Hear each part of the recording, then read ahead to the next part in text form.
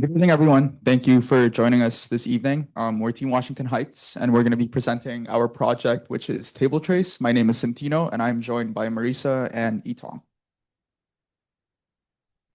So this is the agenda we're going to be going over today. We're going to spend the first 5 minutes looking at the problem statement and value proposition of our project. We're then going to get into the users and the journeys.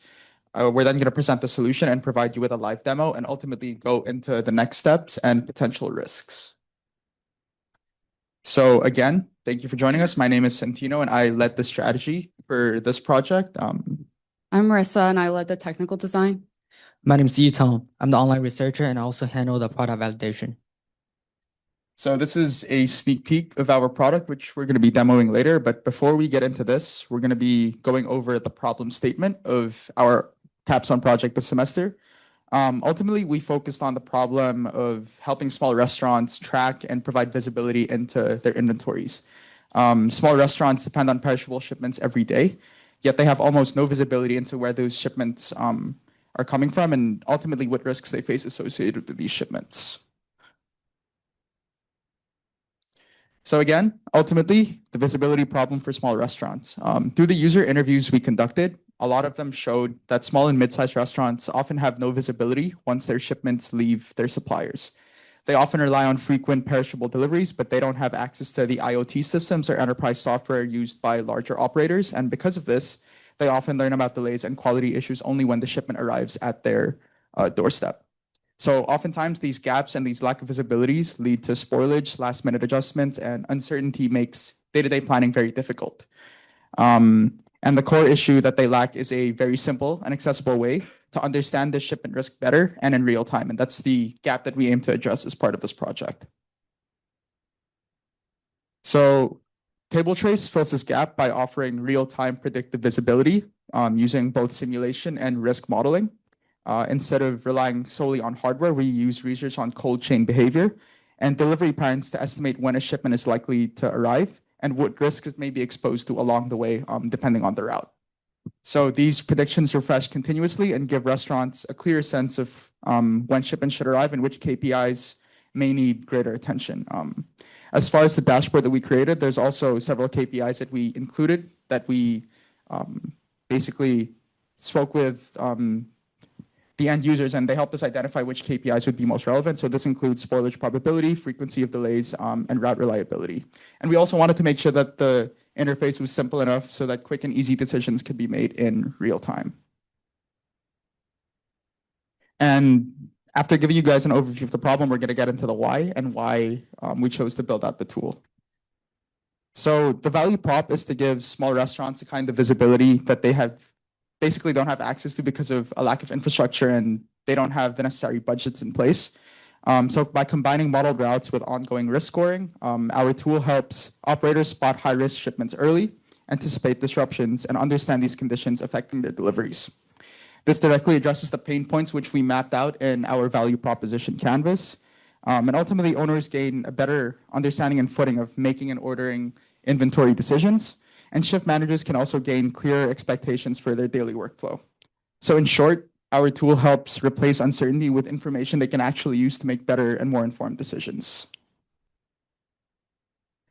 As far as the strategic alignment and scope of our project, we wanted to make sure that we grounded it on a set of specific OKRs to help us stay focused on what would make this MVP very useful and grounded in what the end user would actually need. So our goals centered on, one, building a very credible simulation logic, defining KPIs that address genuine user pain points, and also design the dashboard that both personas that we targeted could easily interpret and make decisions quickly. As far as the success metrics of our project, we wanted to make sure that there was alignment across the various documents we created, including the BMC, value prop, and the user personas. So we wanted to make sure that the solution told a very consistent story. And we also made sure to define clear boundaries that were out of scope. So as far as in scope are the simulation engine we developed, the risk-focused KPIs, prototype, and persona and framing. As far as what's out of scope, we aren't using any IoT and GPS hardware or any advanced machine learning forecasting. And we're also not integrating with any high-level enterprise integration tools. So these constraints helped us build a solution that was both practical and defensible. I'm going to pass it on to Marisa to talk about the user journeys. Thanks, Santino. So looking at who we're targeting and why it matters to them. So if we look at the decision maker who's the restaurant owner, what they really care about is like the zoomed out view of it, how their business is impacting the market, their community, the environment, looking at inventory efficiency, staffing efficiency, basically trying to save time and money is their metric of success. They want to eliminate food waste is something that we hear a lot now, especially in New York. There's a lot of food waste and people that could use the food. And then rising costs and compliance, rising costs in produce, in shipments, in technology, and also in rent as well.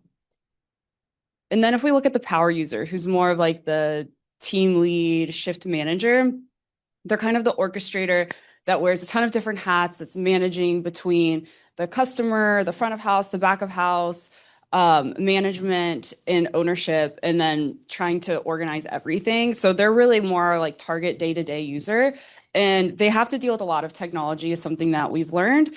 So we want our solution to pepper into their daily workflow, their end-to-end journey, and reduce friction and reduce noise for them. So they just really care about things running smoothly and being able to do their job quickly. So you'll see in the interface that it's pretty intuitive. It's very less clicks is pretty much the goal of it, so that they don't have to do a lot of navigating within the platform. And this is the journey we'll follow today, which is Jason's journey and how he starts his day to preparing for the next day. But before we get into that, just to talk about the how of this product. So if we look at 2025's top tech stack for restaurants, it's Toast, Resi, and 7 Shifts. And for this solution, we decided to go on a Toast API to be able to connect inventory data, menu data, communicate changes to all of the different back of house and front of house. Also, throughout the research, we learned that a lot of the data, especially smaller restaurants, is manual or within Excel sheets. So we had to allot for that. A lot of fragmented data and a lot of noise. So let me go into the demo. Oh, oh God. All right. So if we look at sorry, can you move that? The login screen. So you can log in with Google, Facebook, or Apple, or you can just log in directly with your credentials. And then,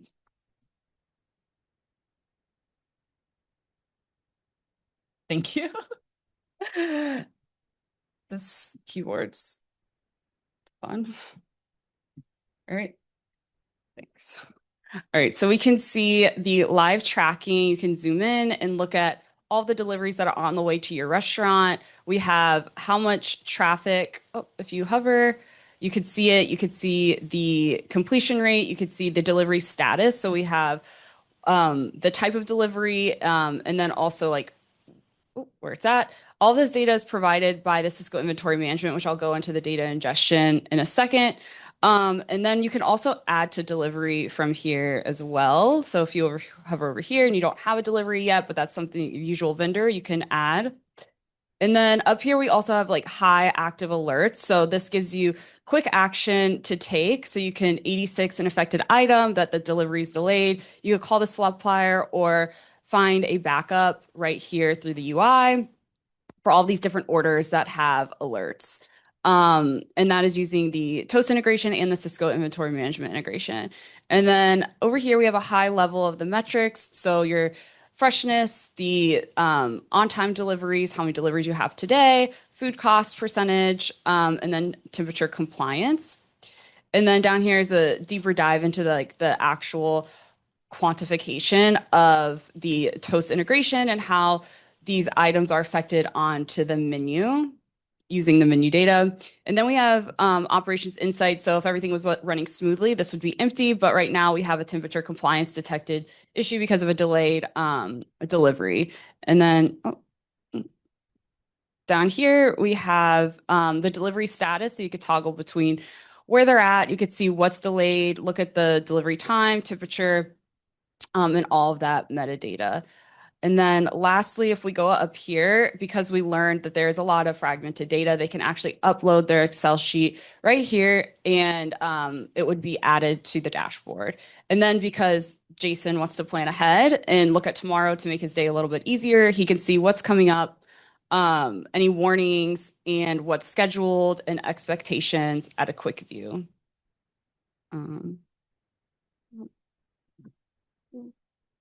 I don't want to waste time on this. I don't know how to get out of this. How do I get out of this? Thanks. Oh, that one. Cool. And then lastly, just to look at how we are looking at the data. So Cisco Inventory Management is supplying the high level data for how we're tracking inventory, as well as the Excel sheets and any way they want to upload their data. We learned through our conversations with Deloitte that this is kind of the gold standard of suppliers. Right now, we're using an OpenStreetMaps API, but we want to use a Google API in the future. And we have our Google, Facebook, and Apple login APIs ingested as well. And then the Toast integration also is ingested, but we also ingest into the Toast UI as well. And I'll hand it off to you, Tom. Next, I'll discuss two important components of our project. The first being overview of the potential risks associated with the simulation app that we designed. To begin with the simulation app, one of the primary risks related to modeling accuracy and the representativeness of data used in the system. Since the simulation relies heavily on synthetic inputs rather than real operational databases, there is a risk that certain behaviors, disruptions, or interdependencies observed in real supply chains may not be fully captured. Industry analysis have shown that simulation and digital twin technologies often struggle when data does not reflect actual variability or real-world complexity. As a result, outputs may appear polished, intuitive, yet still lead to conclusions that do not generalize well beyond controlled conditions. This is particularly important because users may assume that the model is predictive when it's actually conceptual. A second risk concerns scalability and integration constraints.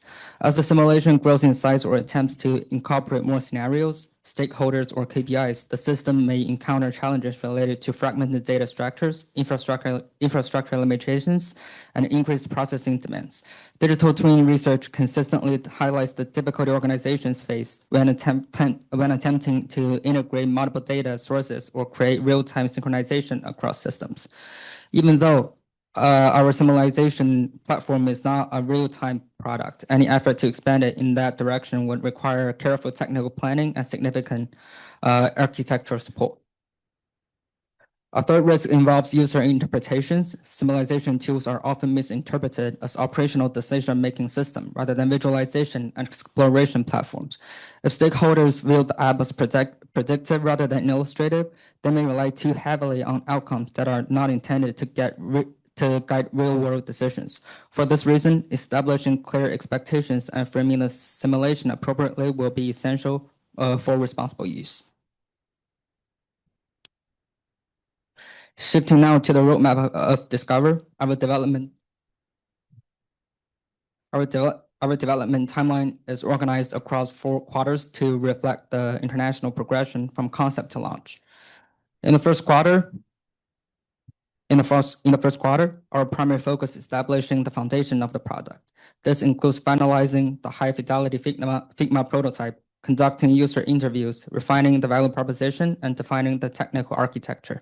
During this phase, we also begin early outreach to students and local businesses to validate the concept and build our initial network.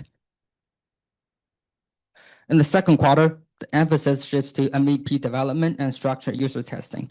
We plan to build the core features of the mobile applications such as student verification, the interactive map, and offer listings.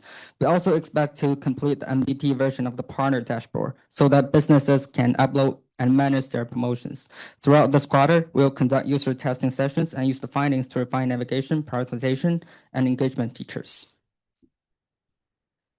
In the third quarter, focuses on the launching and controlled pilot at 1 or 2 restaurants through different campuses. Through this period, we observe user behavior, track engagement metrics, and incorporate personalization features to enhance the experience. We also plan to run targeted marketing campaigns using student ambassadors to increase adoption and gather live feedback. Enhancements to the partner dashboard will overall recommend engine will be part of this phase as well. Yeah, there's Q4, contact information. Thank you so much. Thank you. Right, so let's open up the questions of the board team. Any questions first off? Great job. Are there any similar products in the marketplace?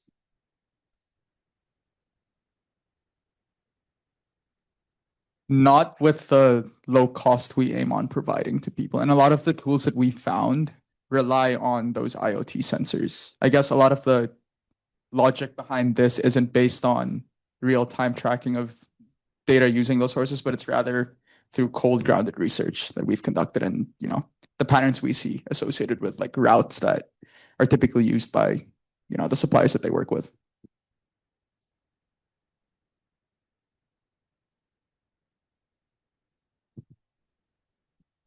So we believe that in order for app to be successful, it needs to be conceptually feasible and it needs to be business-wise.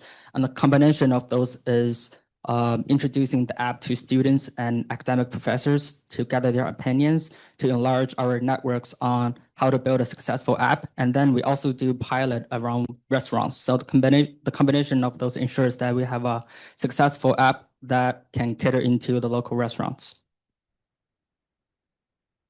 You mentioned simulation. Is the simulation for understanding where the supply is coming from, or is it like understanding the delay or what delays could happen? Like, can you explain a bit about what the simulation is for? It's a combination of both. So it simulates the most predictable routes that a certain supply can take depending on the supplier that is contracted by the restaurant. So if it's a supplier of garlic, for example, it would be the supplier of garlic that's most used and then the typical path that that garlic would take before it reaches the restaurant itself. And then based on that route, using the predictive analytics within the tool, the risks could be like quantified on screen. So if there was a typical risk associated with a certain route, that would be displayed on screen as a potential risk for that delivery. How much does it cost? Good question. I don't have the cost of it. We don't have the cost in mind yet. In the supply chain, and you go to trace the raw material that they're buying, right? So you have a supplier that also has its own suppliers. How deep can they go? Oh, I see. How many like layers does it go? Right now it just goes to what directly it's coming to the restaurant for on the UI as far as like that's what the end user sees. But the calculations is including that kind of like second layer, but the end user only sees the front of it. Features would be added to this.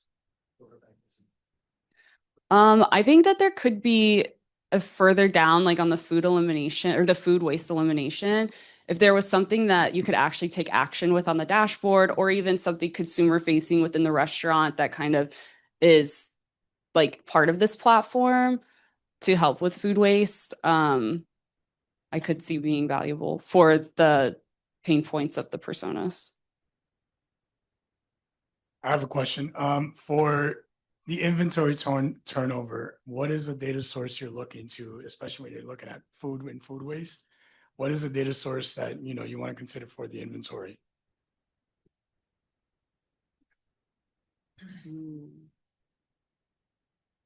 repeat the question, Ricardo? Sure. So for the inventory, because you're dealing with food and beverage and there's an expiration of that time, what data source is going to be able to provide that, inventory of like what a live inventory is? I imagine you need to know that for this prototype, correct? Beyond the Cisco inventory management piece? Okay. Is that what it is? So it's Yeah. Okay. Yeah. That's what holds that information. Got it. Any other questions? Thank you, Tim. Thank you.